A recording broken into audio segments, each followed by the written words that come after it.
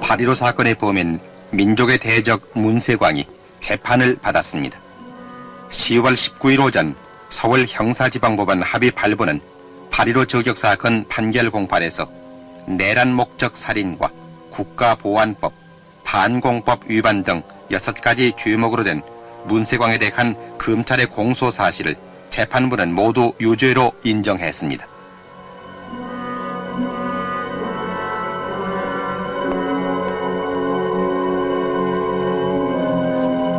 이날 판결 공판에서 재판부는 법정 최고형인 사형을 선고했습니다. 1974년 8월 김기춘은 문세광 수사에서 자백을 받아냈다며 그 공로를 인정받는다. 김기춘 법률보좌관. 이제는 대공수사국장으로 불러야겠구만. 보좌님, 감사합니다. 우리가 남이가. 더욱 열심히 하겠습니다. 중앙정보부 신직수 부장의 총애를 받던 김기춘은 35살의 나이에 중앙정보부에서 대공수사국장으로 임명된다. 그리고 이듬해 겨울공화국이 시작된다.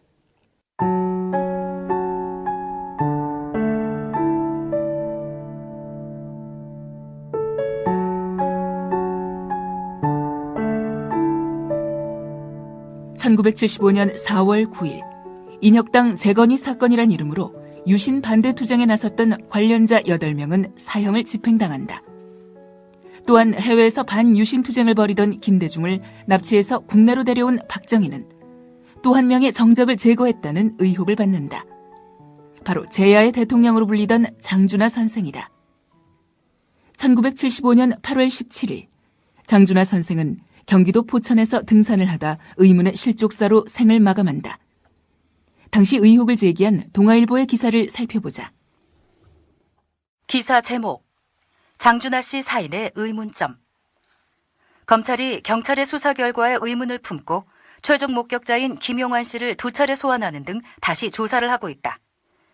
장준하 씨의 추락사고 지점은 산이 너무 험해 젊은 등산가들도 마음대로 오르내리지 못하는 가파른 절벽이다.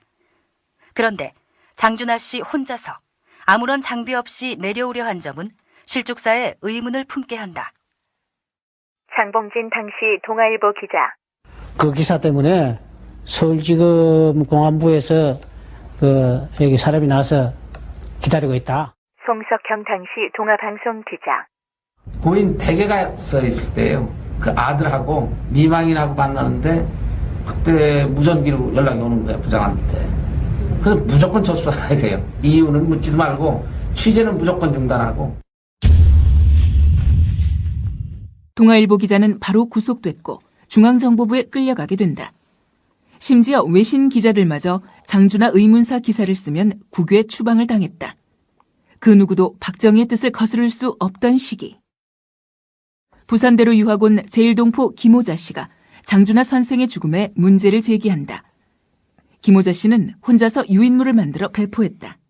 부산대인들이요, 부끄럽지 않은가? 유신을 철폐하고 구속자들을 석방해야 한다. 언론의 자유 또한 보장되어야 한다. 중앙정보부 대공수사국은 이를 학원 침투 간첩단 사건으로 둔갑시킨다. 학생들이 북한의 지령을 받아 간첩 활동을 했다는 것이다.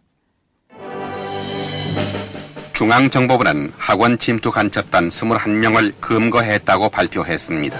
이들 일당은 일본에서 3차례나 북한에 가 북한교련 노동당에 입당한 뒤 간첩 교육을 받고 국내에 드나들면서 지하망을 구축하고 국가 기밀을 탐지하다가 지난 10월에 붙잡혔습니다. 1975년 10월부터 중앙정보부는 부산대 학생들뿐만 아니라 현재 한신대인 한국신학대학 학생들도 남산으로 끌고 갔다. 제1동포 유학생 김철현이라고 알아볼라. 아니, 도대체 무슨 말씀을 하시는 겁니까? 이거 아직도 정신을 못 차렸구만. 응?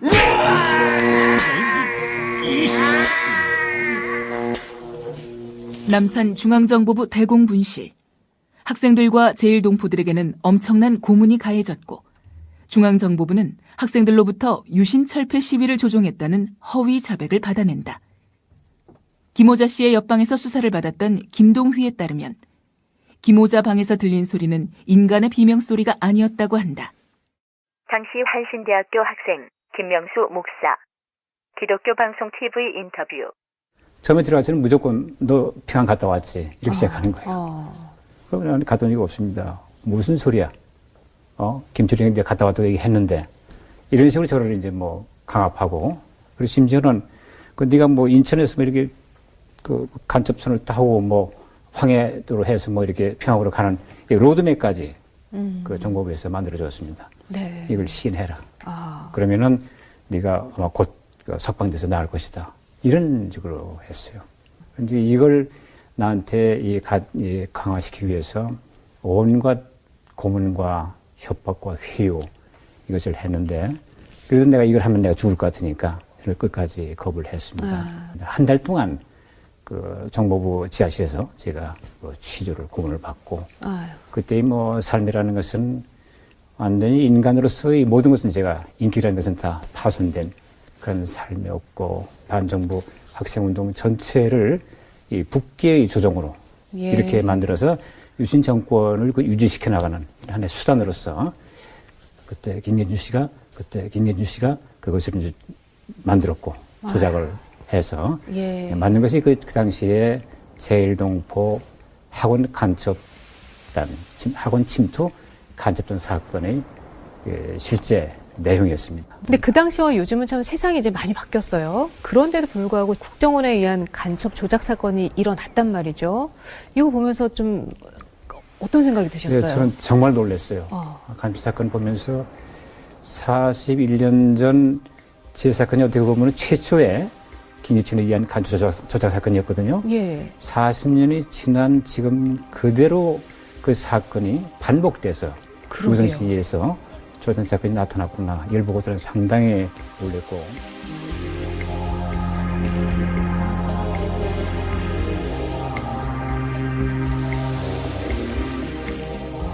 (1975년 11월) 김기춘은 이런 발표를 한다.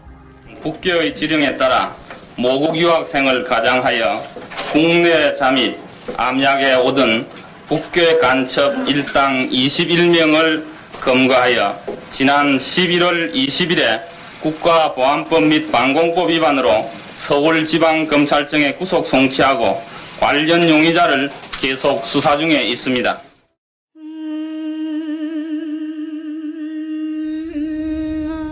당시 한국에 있던 제일동포 유학생들은 200~300명 수준이었으니 10%가량이 간첩으로 몰린 것이다. 또한 부산대에서는 1979년 부마 항쟁 이전까지 4년 동안 데모가 한 번도 없었다고 한다. 김호자 씨는 사형을 선고받았으며 학생들은 청춘을 교도소에서 보냈다. 현재 학원 침투 간첩단 사건의 피해자들은 무죄가 확정됐으며 재심을 진행 중이다. 김호자 씨 역시 재심을 진행 중이지만 건강이 좋지 않다고 한다.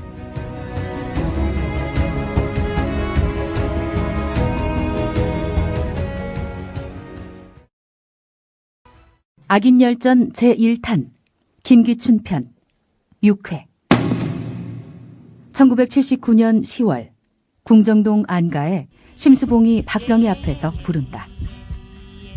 MBC 드라마 제5 공화국. 형님, 각하를 좀 똑바로 모십시오. 각하, 이따위 버러지 같은 놈을 데리고 정치를 하니 정치가 올바로 되겠습니까? 정치철이 놈! 김부장, 왜 이래? 잡아! 지금 쏜다.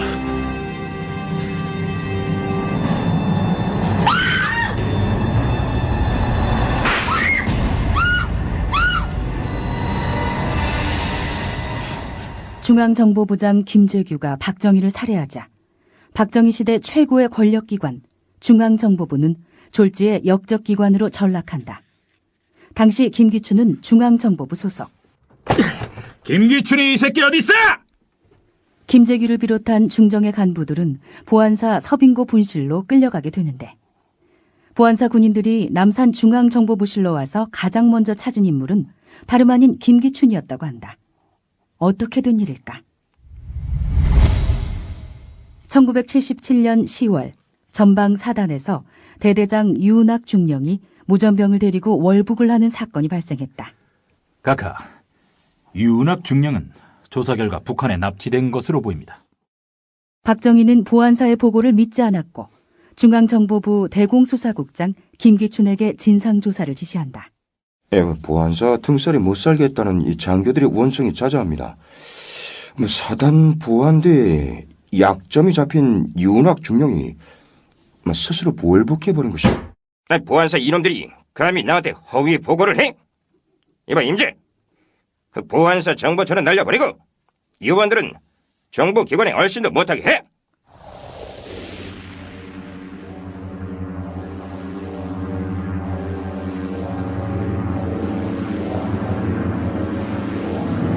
이 사건으로 보안사는 김기춘에게 앙심을 품게 되었고 보안사 요원들이 중정을 접수해서 가장 먼저 찾은 사람이 김기춘이었던 것이다. 하지만 김기춘은 중정에 없었다. 1979년 1월